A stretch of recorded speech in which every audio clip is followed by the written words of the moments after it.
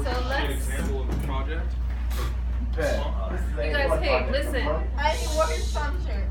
All right, guys. So remember, during the presentation, we do give respect to our speaker.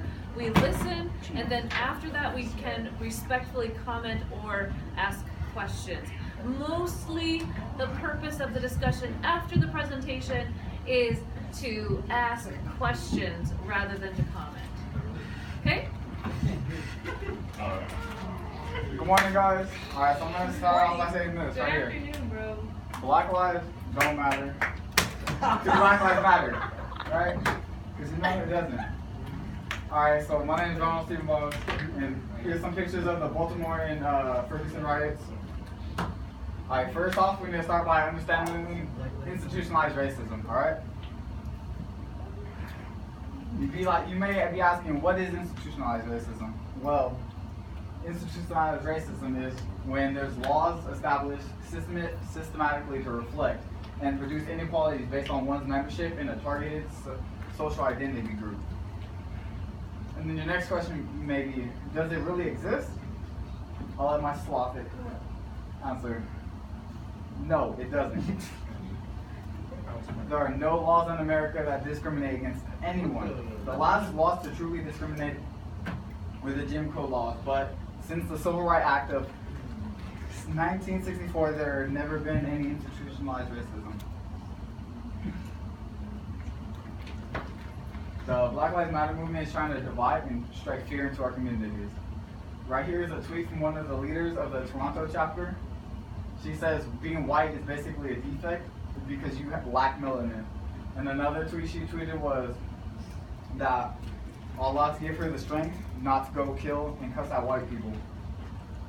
Instead of, like, the BLM movement tries to say that they're going to try to unite our communities, but they're only doing is bringing barriers to stop us from overcoming our problems.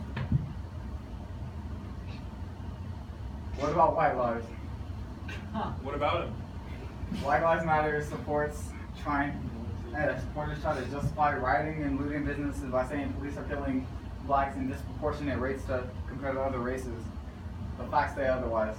In New York City, all criminal shooters, 72% of all criminal shooters are black, and only 22% are killed by, only 2% of criminals that are killed by police officers, right? It's only 22%.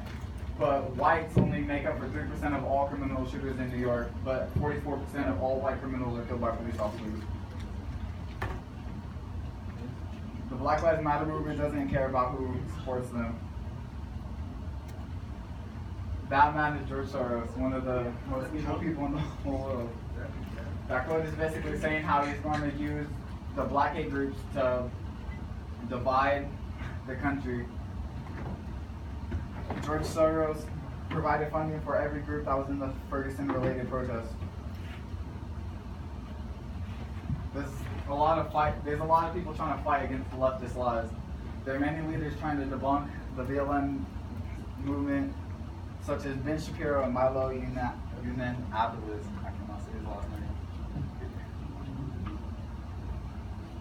The Black Lives Matter movement doesn't believe Black Lives Matter. In fact, they are the single greatest threat facing young black men who want to survive to become old black men. So why have Democrats embraced the Black Lives Matter movement?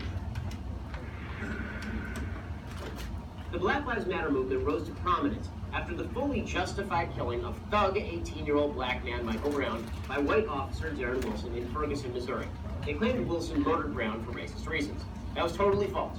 But facts, evidence, these mean nothing to the Black Lives Matter movement and their allies. Defending criminals and rioters and lying about police. That's what matters to the Black Lives Matter movement. So, what do the Black Lives Matter folks want? According to their website, they demand the, quote, immediate arrest of Officer Darren Wilson, a man that even the racist Eric Holder-run Justice Department acknowledged shot Michael Brown in self-defense. The Black Lives Matter movement, they want to see the creation of a, quote, national policy specifically aimed at redressing the systemic pattern of anti-black law enforcement violence in the United States. Most importantly, they want, quote, to decrease law enforcement spending at the local, state, and federal levels. By fighting the cops, the Black Lives Matter movement and their Democratic allies get black people killed. The real threat to young black men doesn't lie with white police officers at all. In reality, cops don't over-arrest blacks. Crime victim reports match arrests in terms of racial data. Sentencing disparities among races, that's an effect of prior criminal history and other variables, but not race. Police actually hesitate more often in violent confrontation with black suspects, and they shoot black suspects less often than white suspects in similar situations. The real threat to young black men lies with other young black men. Black people generally are almost 8 times more likely to be murdered than white people, according to statistician Nate Silver. Murder is now the #1 cause of death for black males 15 to 34, and virtually all of those murders are committed by other young black men. Black men represent approximately 6% of Americans, but nearly 40% of all murder victims and perpetrators, and it's been that way for a century. In the 1920s, one estimate put the black murder rate at 7 times that of whites. In 1950, the black murder rate was 12 times the murder rate of whites. Why the disparity? Because for generations, white racist Democrats did not want to police black communities. Democrats threw black men in jail for petty crimes against whites, but they did nothing when black men murdered other black men. The radical Republicans who wrote the 14th Amendment wrote the Equal Protection Clause, guaranteeing the equal protection of the law specifically to stop such abuses. John Bingham, who largely wrote the Equal Protection Clause, he said he wanted the Constitution to provide the same right for blacks to, quote, full and equal benefits of all laws and proceedings for the security of persons and property. That obviously didn't happen. It didn't happen for the same reason that segregated schools for blacks were derelict. Racist white Democrats wanted it that way. That was then. Today, the people pushing against police presence in the black community are black racists, like the people who lead the Black Lives Matter movement and the Democrats they control. The truth is that black communities desperately need more law enforcement. They need basic rule of law so the vacuum isn't filled by gangs. Only the rule of law can create a safe space for business investment, which provides jobs and economic growth. That's why in anarchic parts of the world, there's no rule of law, Afghanistan or the Mexican border, murder rates skyrocket. As LA Times reporter Jill Levy writes, quote, where the criminal justice system fails to respond vigorously to violent injury and death, homicide becomes endemic. African Americans have suffered from just such a lack of effective criminal justice, and this, more than anything, is the reason for the nation's long-standing plague of black homicides. Of course, while these modern black racists are leading the charge to make life worse for black Americans, it's still those same old white racist Democrats who benefit from the destruction. White racists like Hillary Clinton and Bernie Sanders, who are happy to watch black people die if it means winning elections by race baiting. The Black Lives Matter movement does not fight to save black lives. Rule of law means safety for black Americans. Black Lives Matter pushes lawlessness, and the Democratic Party, beholden to its divisive sponsors, joins in the crusade for chaos and leaves dead young black men in its wake.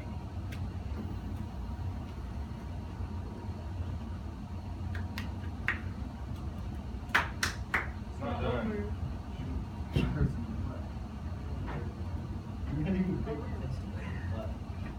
Another big reason why blacks are in poverty is because of wedlock. According to Robert Rector, being raised in a married family reduces a child's probability of living in poverty by about 82%. Unfortunately, about 72% of all blacks are born out of wedlock.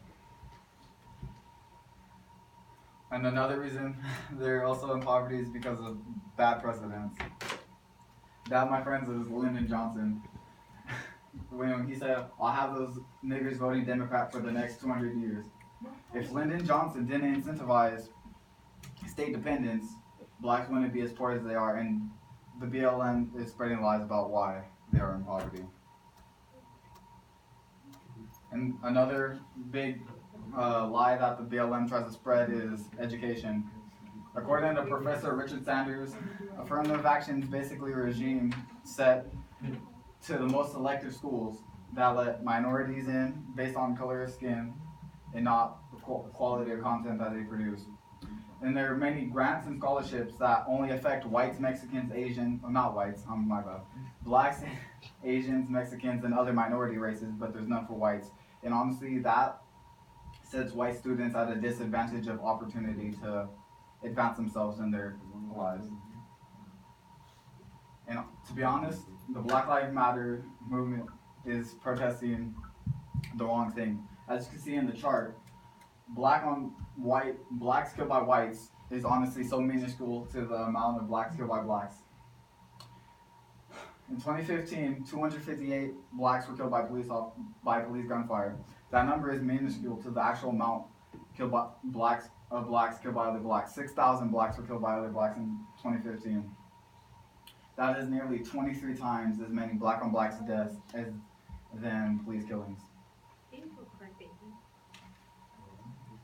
Erica Rucker is a leader of the Louisville BLM chapter. She tweeted that she wants the whites to pay slave reparations, but at the peak of slavery in 1860, only 1.6% of the citizens owned slaves.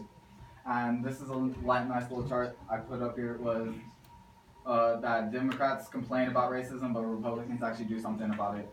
Abraham Lincoln, he was a Republican. Frederick Douglass was also a Republican, and everyone's favorite civil rights activist, Martin Luther King, was also a Republican.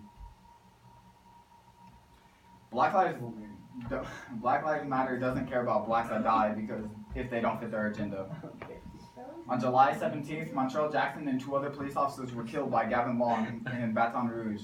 There was no protest for the officers because black on black crime isn't a big enough problem for them. Most of the BLM supporters are racist. Many of the BLM members, leaders, and sympathizers are overt racists that have called for black supremacy and crimes against whites.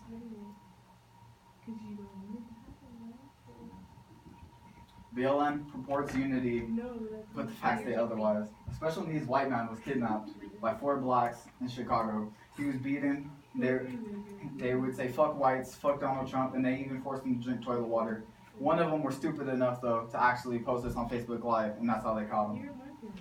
But then a leader of the BLM movement said that it goes without saying that the actions being branded by far right as BLM kidnapping have nothing to do with racism towards whites, which is completely not the case.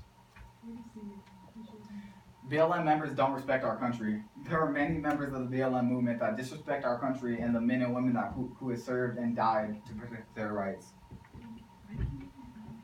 This is the most disrespectful thing I've ever seen done to a U.S. soldier on our soil.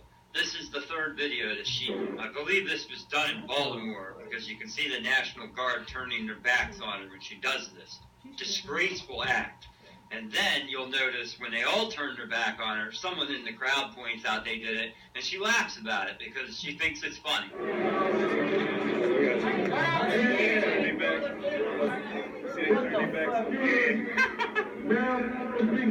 It's an example to all prosecutors around the United States of America. You can see in this still photo that when told the soldiers were turning their backs on her, she responds with a huge smile. Yet these people keep saying they don't mean disrespect for the U.S. military. Well, then how do you explain this picture?